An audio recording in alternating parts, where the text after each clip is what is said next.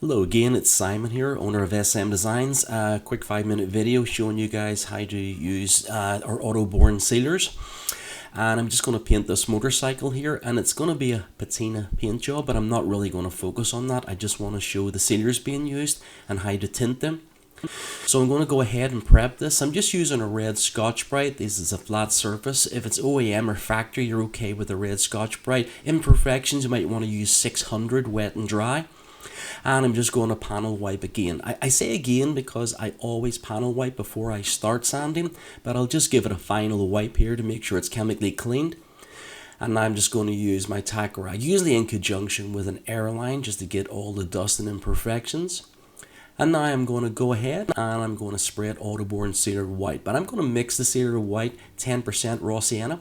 And the reason for that is, as I say, I'm doing a patina paint job and I want it to look old and quite aged, so I don't want to use white neat. I'm just using a 1.3 spray gun here with zero reduction. If I was using maybe a 1.2, I could use 10% reduction in there. But for this purpose, I'm happy just to spray the AutoBorne Sealer direct. Now, your first coat, guys, you don't want to be a one-coat wonder here. Just get it on. I like it almost to like a guide coat. I don't want to be too aggressive here. I want to build it up over 3 coats. So the first coat shouldn't look too impressive.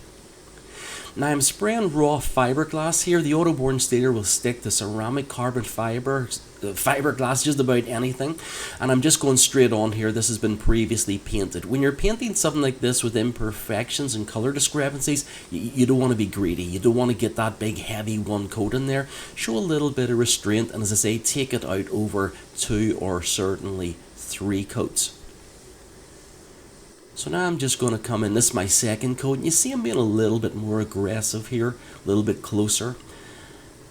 Full throttle, fan open completely here, fluid adjustment fan. I could get this in 2 coats, but I never really liked to.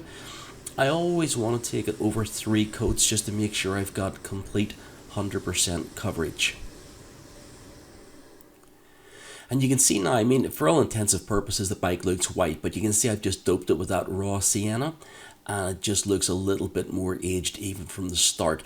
This is a panel I painted last week on my patina class, and you can see the red there. I've just doped the red with a little bit of brown, and I'll do this a lot. If I use the sealers completely on their own, they're just a little bit too strong. You can see they're too bright there, so I'll use a little bit of brown. Sometimes I'll put grey to calm those colors down and age them a little bit.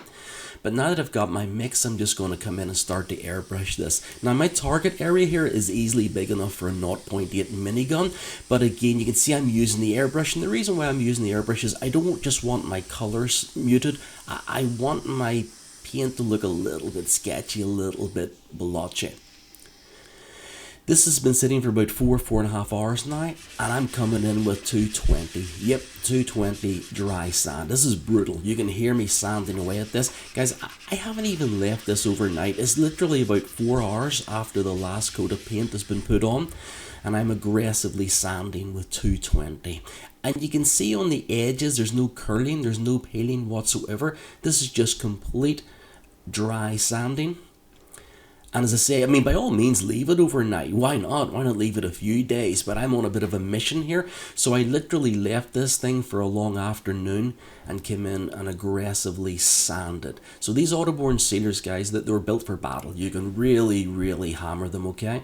And the blue was obviously doped as well a little bit just to make it look more aged. So now that I've got a patina, and I'm not going to dwell on this because it's not a patina video, I just want to show the versatility of the AutoBorne Sealers and basically how to tint them and how to apply them. But now that I've got this patina job pretty much finished, I'm just going to come in, I'm going to clear it now, and I'll always use a matte clear. In this case, UV-LS, Ultraviolet Light Stable Matte. Gloss clear looks silly with patina, it just doesn't work. Again, 1.3 here.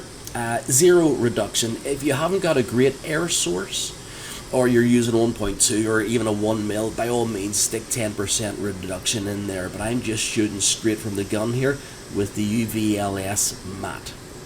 And you can see I'm not being shy, I'm pretty much loading this thing up here. Now look, it will go completely matte, so don't worry about that. You notice some of the darker colors are going a little bit pastely, they've got like a blue side cast. That's okay, that's perfectly normal. That's going to evaporate off. and it's going to give you a completely crystal clear finish.